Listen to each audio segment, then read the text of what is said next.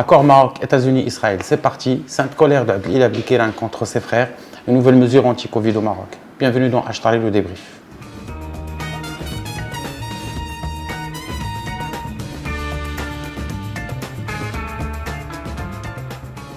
On commence par les derniers développements concernant la question du Sahara marocain. Et le moins à dire sur ce registre, c'est qu'aussitôt dit, aussitôt fait.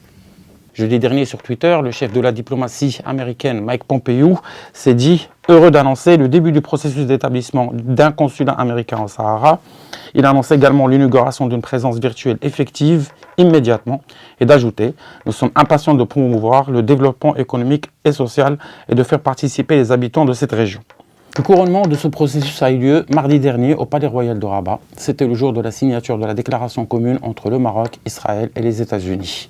Plus qu'une déclaration d'intention, il s'agit là d'un véritable programme, ou plutôt d'un contrat engageant les trois parties. Là-dessus, Tarek, les États-Unis comptent mettre la main à la poche avec un investissement de 5 milliards de dollars pour nos provinces du Sud. Exactement, pour les provinces du Sud essentiellement, mais aussi pour l'Afrique aussi. Cette déclaration conjointe stipule également la reprise des relations diplomatiques entre le Maroc et Israël. Il s'agit de la reprise des vols de et vers les deux pays, mais aussi de développement et de coopération économique. On peut lire dans le texte qu'il s'agira de la poursuite de la coopération dans le domaine du commerce, de la finance et de l'investissement, en matière d'innovation et de technologie, d'aviation civile, de visa et de services consulaires, de tourisme, d'eau, d'agriculture et de sécurité alimentaire, de développement, d'énergie et de télécommunications, entre autres. Je voudrais savoir ce que gagne le Maroc derrière cette coopération. Mehdi. Donc Tarek, ce qu'il faut savoir, c'est que les relations commerciales entre le Maroc et Israël ont toujours existé. Il y a des entreprises israéliennes qui sont installées au Maroc. Il faut savoir que le Maroc exporte plus qu'il n'importe en direction d'Israël. Donc là, la balance commerciale est en faveur du Maroc jusqu'ici. En 2019, les exportations du Maroc vers Israël correspondaient à 67 millions de dollars. Contre 4 millions de dollars pour les importations.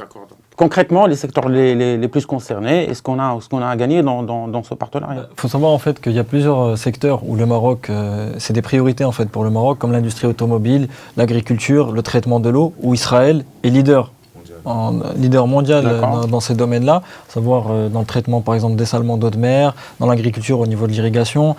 Donc il y a plein de choses que le Maroc peut prendre. D'accord, donc les secteurs sont d'ores et déjà identifiés. C'est ça, bien sûr, même dans les accords qu'on a signés, on parle de l'eau, on parle de l'agriculture, donc c'est détaillé, donc c'est vraiment ciblé. Et dans l'autre sens, pour Israël est consciente qu'il y a des talents ici au Maroc, surtout dans les high-tech, dans tout ce qui est coding et compagnie. Donc Israël voit un potentiel au Maroc au niveau des talents et des compétences. D'accord, et j'imagine que ce sera à partir du Maroc, c'est-à-dire que le Maroc peut servir de plateforme. C'est pas une fuite des cerveaux, je pense qu'Israël est consciente de ça et veut développer ça à partir du Maroc. Maintenant, les sociétés sont globalisées, donc on peut travailler au niveau international sans problème en étant basé au Maroc. On n'est pas obligé d'être en Israël pour travailler. Complètement, d'accord. On écoute à ce propos Tamar Saraga, consultante high-tech d'origine marocaine installée en Israël. Les domaines dans lesquels le Maroc et Israël peuvent collaborer sont bien entendu d'abord ceux qui ont fait l'objet des accords signés la semaine dernière, qui concernent le tourisme, la gestion de l'eau, l'innovation, la finance et les investissements. Mais ils peuvent bien entendu aller au-delà, au niveau des secteurs et des domaines prioritaires du Maroc, comme les domaines de l'automobile, de l'aéronautique, de tout le sujet alimentaire, ce qu'on appelle le food tech, et d'autres, bien entendu, sur lesquels il y a une priorité au Maroc et sur lesquels Israël a développé de l'innovation qui peut contribuer complètement à ces secteurs d'activité.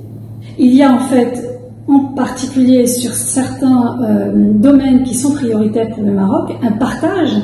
Et on pourrait en fait mutualiser justement les talents dans certaines industries sur lesquelles en fait le manque de talents et de ressources en Israël pourrait venir du Maroc sans pour autant faire fuir les cerveaux du Maroc pour les faire partir du Maroc, mais qui puissent continuer en fait à développer l'économie au Maroc en contribuant à l'écosystème israélien.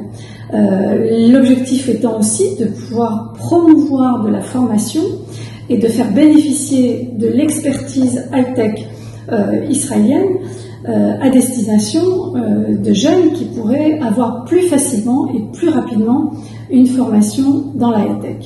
Donc on voit clairement que c'est en train de vraiment prendre forme, cette relation entre le Maroc et Israël. Il y a une chambre de commerce israélienne qui est en train de se faire. Il y a des initiatives comme Tamar Saraga qui essayent déjà de rapprocher les deux écosystèmes pour développer des relations et des liens.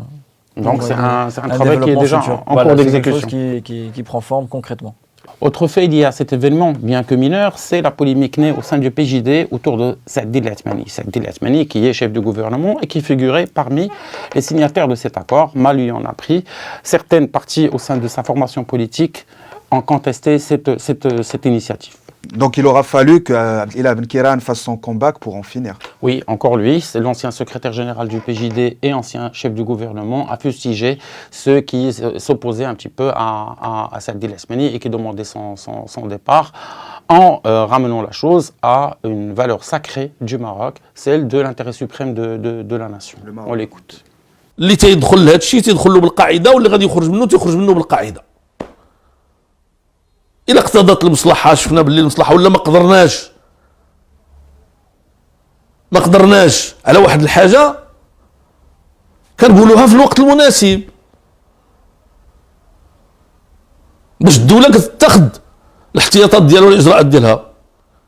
ماشي تخليو حتى يجي سعد الدين العثماني قدام سيدنا وقدام العالم كامل ويوقع وتخرجوا تقولوا لا صافي حنا ما تليناش متفقين ما تليناش لاعبين غنحيدوا العثماني من رئاسة الحزب. ما تحيدوش من رئاسة الحزب ما تحيدوش من رئاسة الحكومة. هذا الوقت ديال تنتروس وراء جلالة الملك. البلاد ايتون كيستيون السمعة ديالها أقاليم من الجنوبية. القضية ما فيهاش اللعبة الإخوان المحترمين ولهذا أرجوكم كفوا. إلا كنا دولة إلا كنا حزب ديال المؤسسات وعندنا مجلس وطني وعندنا المؤتمر ملي نجيو للمجلس الوطني نديروا اللي بغينا وملي نجيو للمؤتمر نديروا اللي بغينا.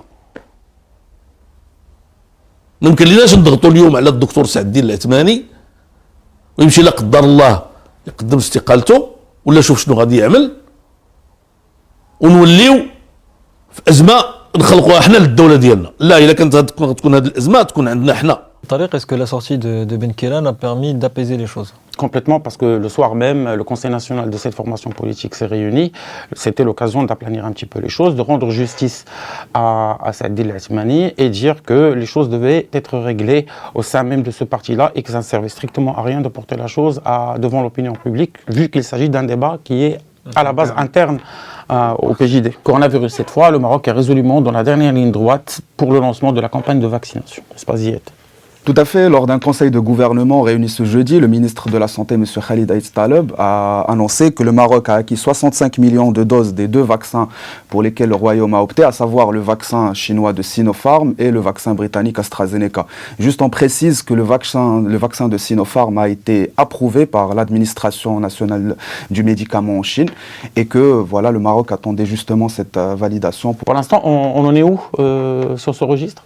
Ce qu'on sait, c'est que la campagne et les préparatifs pour le lancement de la campagne de vaccination ont atteint des stades très avancés et donc conformément aux instructions de Sa Majesté le Roi Mohammed VI, donc la campagne de vaccination sera gratuite et progressive, donc la priorité sera donnée aux personnes travaillant en première ligne. À ce propos, on écoute l'avis du docteur Taïb Hamdi.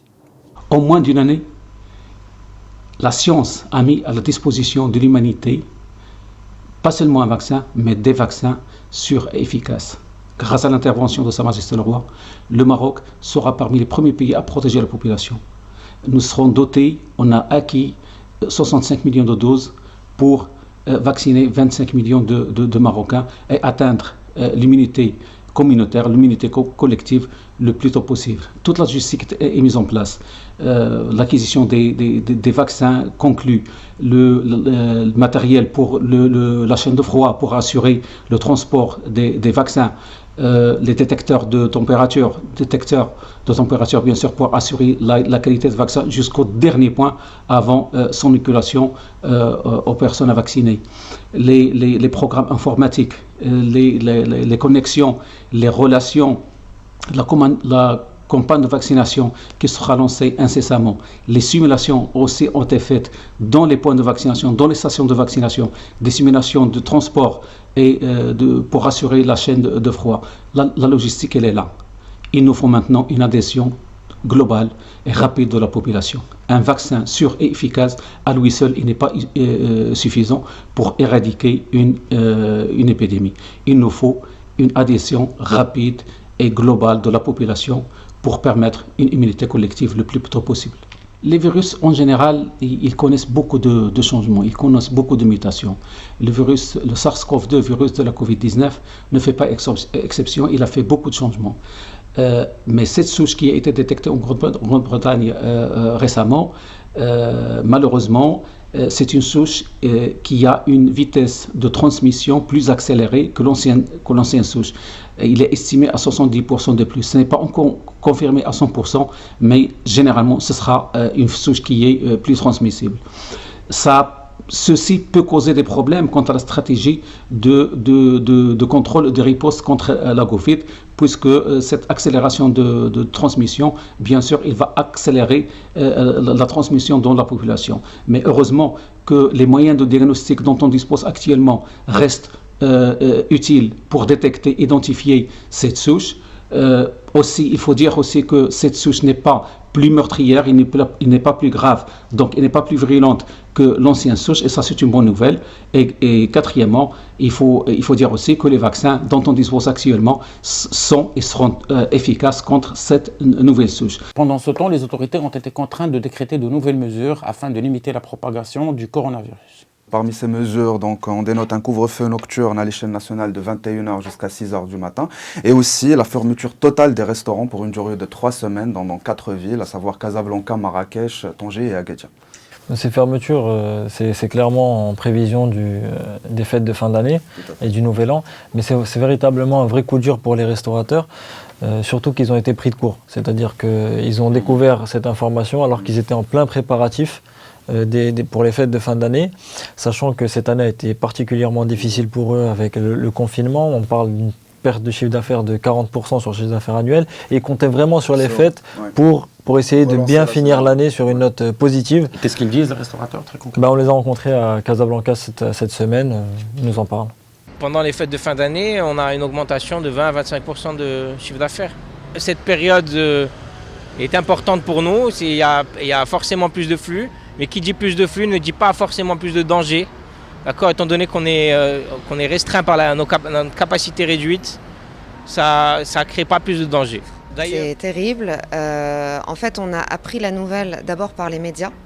Donc on n'a pas eu d'annonce officielle.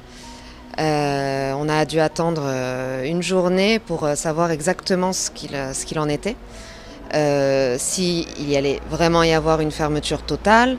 Que signifiait fermeture totale? Est-ce qu'on allait pouvoir encore livrer ou pas, faire du à emporter, etc. Donc c'était à la fois très stressant, très angoissant, vu toute la crise qu'on vient de traverser. On finit, comme d'habitude, sur le meilleur et le pire de la semaine. Rendez-vous en 2021 et bonne année à toutes et à tous.